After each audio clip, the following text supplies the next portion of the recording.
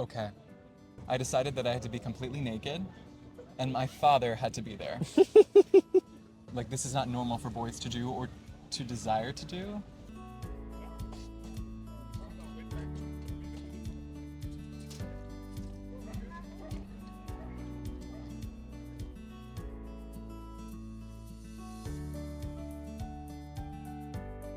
You can take some time to think about it. People sit here with me for 20 minutes, but I can also ask you some questions if you wanted it to spark some inspiration a little bit. Yeah, ask me some questions. Okay, the first question that I ask people is there ever a moment in your life that is kind of sticks with you? You're not sure why. It could have been when you were a kid, it could have been a month ago, but it like pops back in your head randomly, and you're not really sure why, but it just comes to your mind.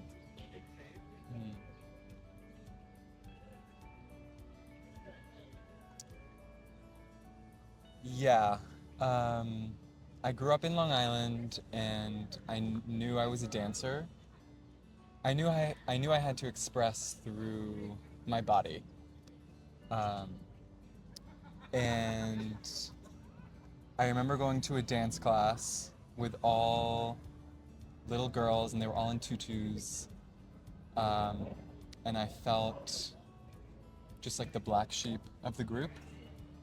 And I also felt the the feeling when you're so vulnerable, and you feel alone, yet you're aware that this is exactly the kind of situation you need to be in order to truly see yourself.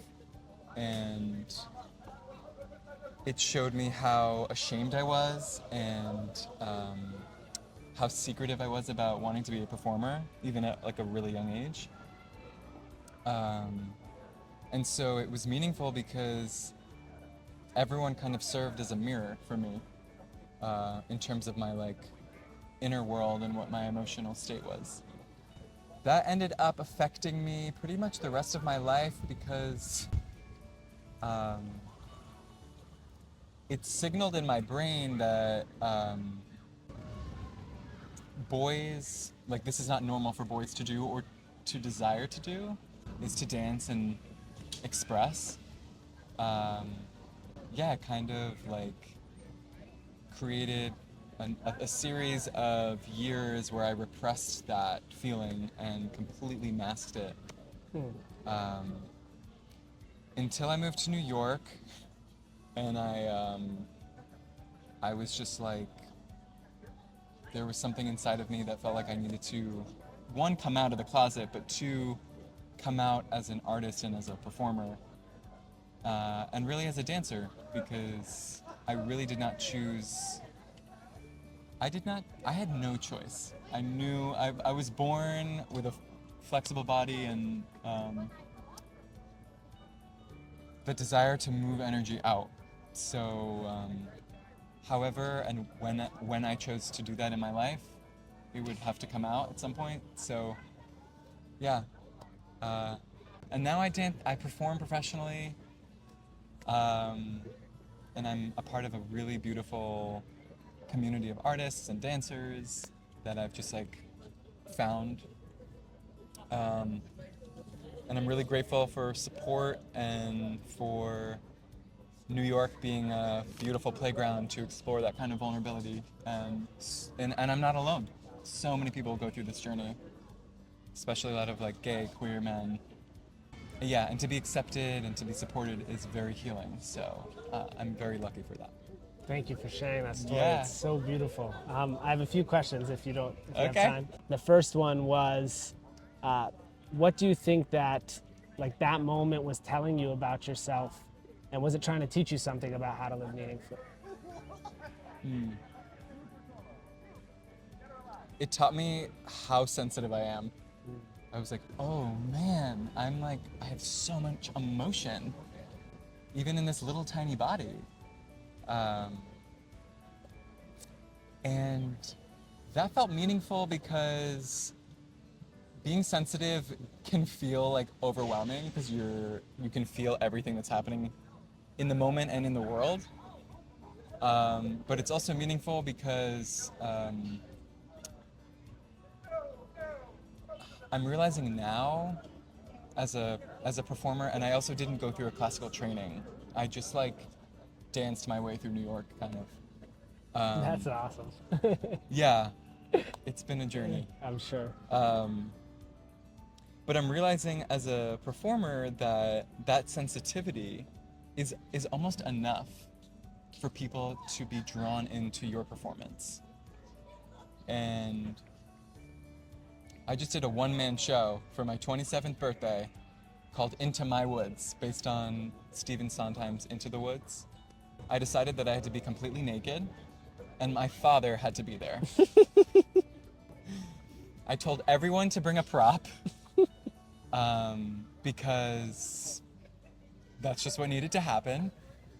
And I really wanted the performance to symbolize the chapter of life that I'm in, which really feels like the woods. It really feels like I'm truly in the unknown of my life.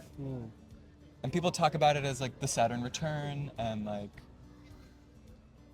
you know, you're really carving your path. And so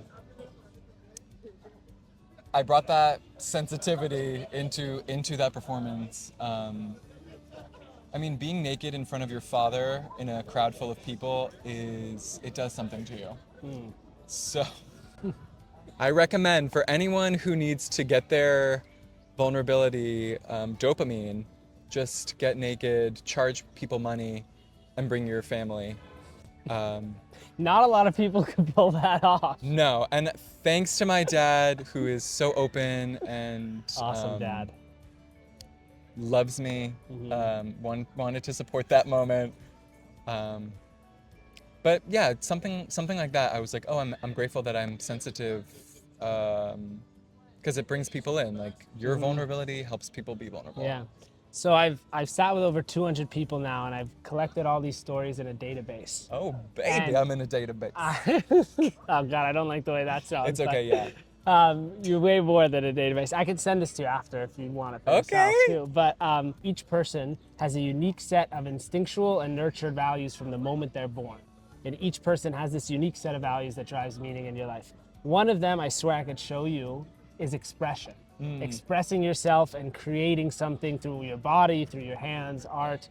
And that has shown up as a very common theme, although less common than others, like family. For a specific set of people, expression and creativity does that. And so it's so interesting to me that you said from the moment almost you were conscious, you knew, like, I need to express myself. And that's something that will continuously drive meaning in your life, and I think is one of your authentic values that drive meaning. And so I was curious if, and this might be a hard question to answer, but how maybe you experienced meaning before when you were trying to suppress this value versus when you were letting it out. Like, because my theory is that if you understand, and I'm sorry, I'm going on a little spiel here, but if you understand what your authentic values are that drive meaning in your life, you start to experience meaningful moments consistently. Where it's a daily thing because you're constantly expressing yourself through dance. Each time you can get up on that stage is something that's so meaningful. And so I'm curious, I guess, your thoughts on that. Okay.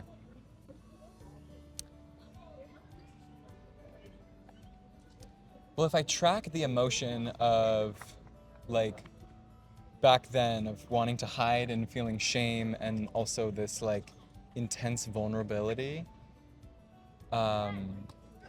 if I track the arc of that to like now, where I'm like talking about it in retrospect and letting my energy be moved and letting it be seen in a professional way and also just in life, I think what has allowed me to do that arc of like the is it the values?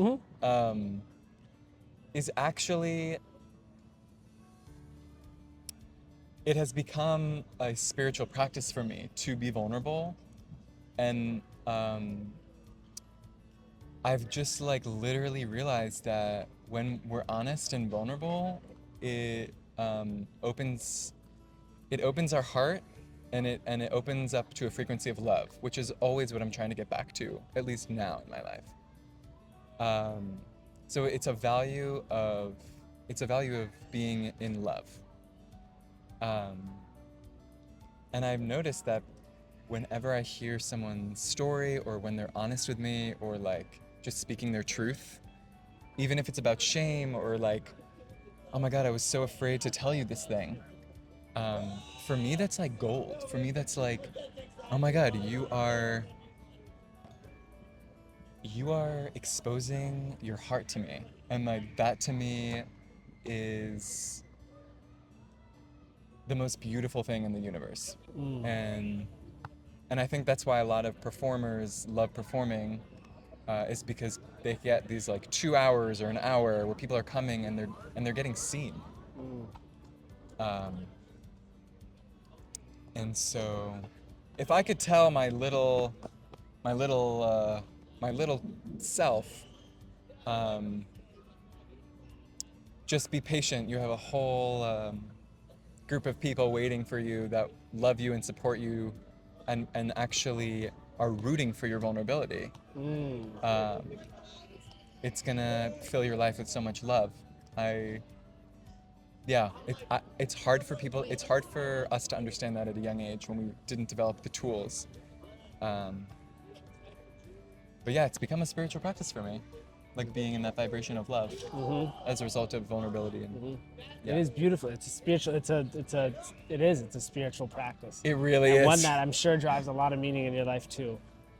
Thank you. I don't want to take any more of your time. This is great. This is so awesome. You're so welcome. Yeah. Thanks for having me. Of course. Thank you, teddy bear.